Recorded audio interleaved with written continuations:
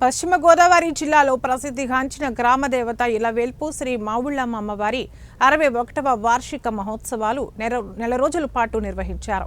చివరి రోజు శ్రీ మావుళ్ళమ్మ అమ్మవారు సర్వ జగత్తుకు ఆకలి తీర్చే అన్నపూర్ణాదేవిగా భక్తులకు దర్శనమిస్తున్నారు. నెల రోజుల పాటు అమ్మవారి సన్నిధిలో ఉన్న లడ్డు ప్రసాదాన్ని 1,10,000 రూపాయలకు పడమటి రామకృష్ణ భక్తుడు దక్కించుకున్నారు.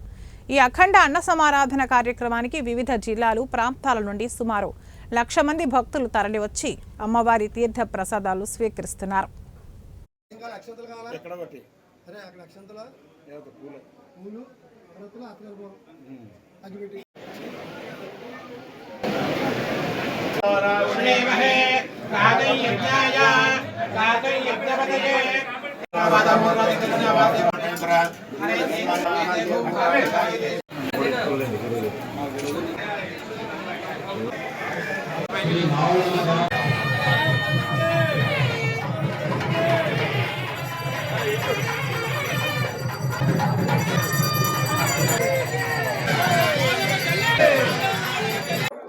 మా జిల్లా ఎస్పీ అద్నాన్ నయీం ఎస్మీ గారు, అలాగే మా కలెక్టర్ మేడం గారు ఆధ్వర్యంలో మా అడిషనల్ ఎస్పీ గారు, ఆర్డీ గారు అందరం కూడా ఈ ప్రత్యక్షంగా దీని యొక్క బందోబస్తు పర్యవేక్షిస్తున్నాం.